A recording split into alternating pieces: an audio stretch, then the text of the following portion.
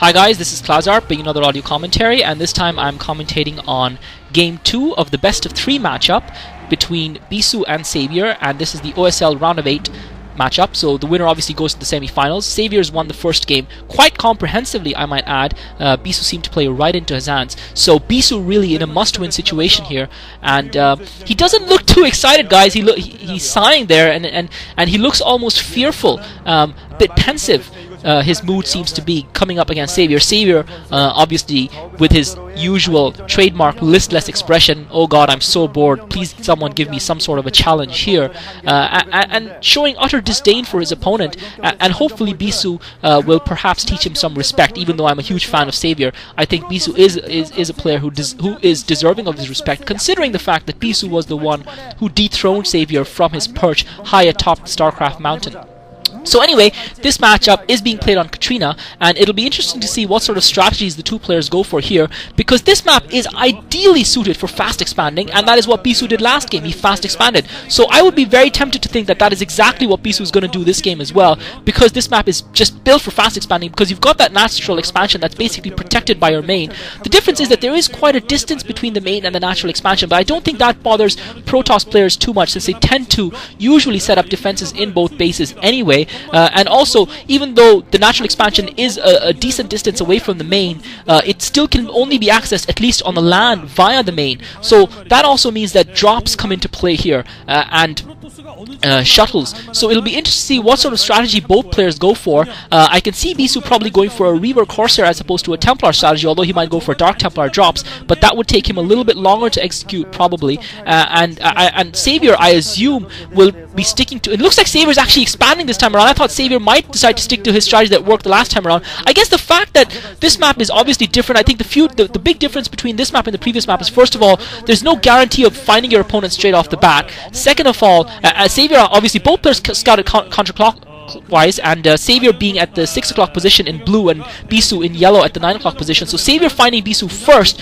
with his Overlord, and Bisu straight away sent his probe down the moment he saw that Overlord coming over. And Savior has gone for the hatchery, then the spawning pool. I would have thought Savior would have gone for a 3-hatch build here, going for 3 hatcheries before spawning pool, considering he could be almost virtually guaranteed of Bisu going for a fast expand on a map like this, and that's exactly what Bisu has done with that Forge, and now the Nexus being put down at the 7 o'clock position, while Savior has taken his natural at the 5 o'clock base. And I think Savior is being a little bit overcautious here in his initial strategy. He could have gone straight for the 3-hatchery build to give him the economic advantage, to counter the economic bonus that the Protoss player is going to get from putting down that fast expansion.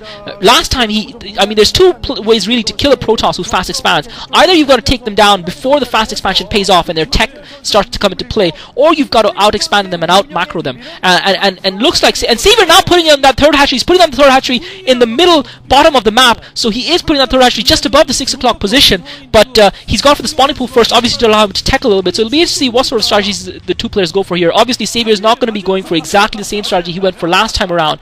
Last time around he just basically went for a tier 1 Zergling Hydra strategy, and I guess the fact that there is a longer distance to traverse on the ground, the fact that it's quite easy for a Protoss player to defend in a line of cannons, and probably the fact that the Protoss player will get his tech up before the Zerg player could get that effective offense over land onto their main, is probably what's made Savior decide to go for a slightly different strategy. He probably feels that strategy is not efficient enough on a map this size.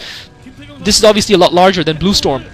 And Savior's Overlord now being ushered away by the first photon cannon of Bisu, but he's still going to be able to scout pretty much indefinitely there. And he's taken out, and that was a little bit careless by Bisu, a little bit poor multitasking and poor micro, leaving that probe lingering there for those 2 Zerglings alone to kill it.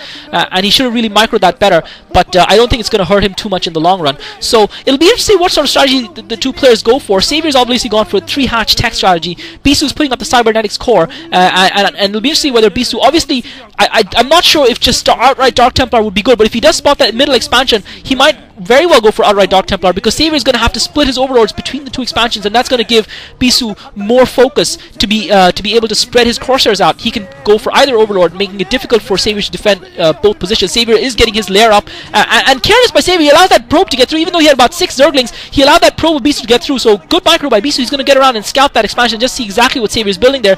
He's already seen Savior going for the lair tech, and I guess he just wanted to see whether or not Savior's got a higher distance somewhere. I'm not sure now if Bisu has spotted that middle expansion that Savior's put up, the 3rd hatchery, and it'll be interesting to see whether Bisu spots that or not. So Savior getting that lair up, and he should be at least on economic par, even though he was a little bit slow. I think he would have been better off putting that third hatchery up before the spawning pool. I didn't think it would hurt him, but obviously he was playing it cautiously, just in case Bisu didn't choose to fast expand, just in case Bisu played a double blind all-in strategy, going for some sort of a rush. Considering the nature of the map, he wasn't guaranteed. I mean, it's very easy for us to say in hindsight that he should have gone for 3 hatch before spawning pool. One factor would have been that would have slowed his tech down. The second fact would have been that if Bisu had gone for some sort of a rush, then Savior might have been in trouble. And Savior putting a 4th hatchery down, so clearly he feels that the 3 hatchery, considering that Bisu was fast expanded, is not enough to give him a significant economic advantage that he needs to close out the game. And Bisu going for the robotics facility, so obviously realizing the fact that you need to have at least drops to be able to get into the opponent's base. And Bisu, whether he goes for robotic support bay now or whether he gets a Citadel of Adon, Savior's getting the Hydralisk Den up. So Bisu obviously going for the robotics facility, and no surprise really, considering that the expansion is much more vulnerable from a drop as opposed to, and Bisu, interesting enough, using the Corsair, he's decided to scout with it rather than going straight for those 2 overlords, and I think he would have been better off going for the overlords, because Savior's Hydralisk Den is going to be up soon, and if he wanted to do maximum damage to Savior, he should have used that Corsair straight away. I mean, he'd seen that Spire, he seems to just go and check Bisu's main. Maybe he wanted to check and see if Bisu's putting a Hydralisk Den up there as well, but the fact that Savior's putting up the Hydralisk Den up there as well, and Savior's put up the Hydralisk Den obviously at the 5 o'clock expansion, so he's eluded Bisu scouting in that respect.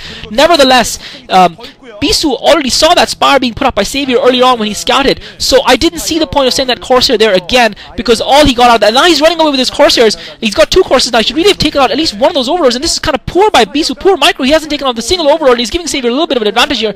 Taking out an overlord would have at least slowed Savior down a little bit, and now Bisu forced to evade those Corsairs. And Bisu got the shuttle out, and Saviour's going to see that shuttle, so Savior has seen the shuttle, so Bisu's got the shuttle out. I'm not sure now, I haven't seen a Citadel of Adon, neither have I seen a robotic support base, so I'm not sure which way the tech is going. I would assume, since he's only got 1 gateway, that he's going to be putting up a robotic support bay here, because that would make more sense considering he's only gone for the 1 gateway. He won't really have enough gateways to pump out the Dark Templar at a rate that he needs to, and this is going to be interesting because Bisu's going to be able to attack both on land as well as use the shuttle, and that's why he's gone for the shuttle, because it's going to give him extra maneuverability on the ground versus Savior. And that 1 Zealot now just scouting, and he's managed to, again, this is careless. Both players have had instances of careless micro. That 1 Zealot taking out a drone before it got picked off by Savior's Zerglings and Hydralisk, so decent micro by Bisu there.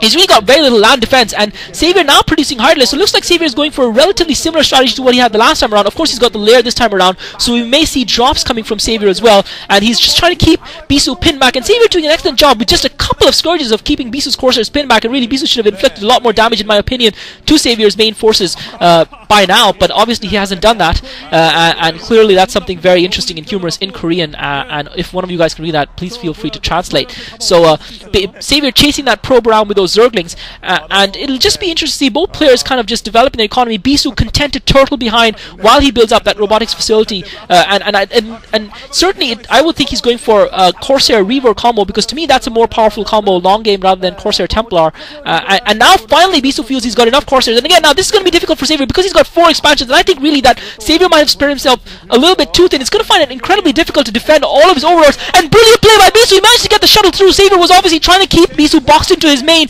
by using those Hydralisk, and Savior looks like he's going for a drop of his own, 2 speed upgraded overlords, so that's why he went for the lair tech early, that's why he went for the spawning pool first, because he was going for drop tech. Obviously the drop tech is crucial. 2 overlords, he's dropping in his Hydralisk there, and he's already lost 2 of the Hydralisk. Bisu's got decent defense, he's got 2 14 cannons and Dragoons, he's building a couple of probes out to fight as well.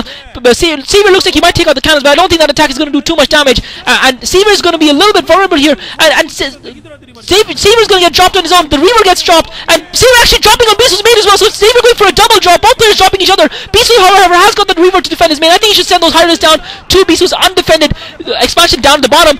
He's not got anything to defend that Reaver with, but now Saviour's losing his overlord, so this is going to be a crucial fight. This is going to be the deciding fight, and I think Savior might actually come out worse for winner. I think Savior made a mistake going for the double drop, although he did keep Bisu distracted a little bit, and now Bisu's run his probes away, so Savior hasn't done a lot of damage to Bisu's economy. However, he's attacking that base at the bottom, looks like, but he's losing a lot of overlords as well. Bisu's taking a lot of overlords. He's going to stop Savior from reinforcing his forces, reinforcing the Hydralisk that he's got at the bottom of the arsenal. But if he can take this Nexus down, that will deliver a significant blow to Bisu's economy. Bisu coming in with the Corsairs, and Savior does take it down. Savior takes down the Nexus. We saw this last season versus Stork, I believe. That map was Desperado. We saw Savior taking down the second Nexus, and now Savior coming around the land, and he's forcing Bisu to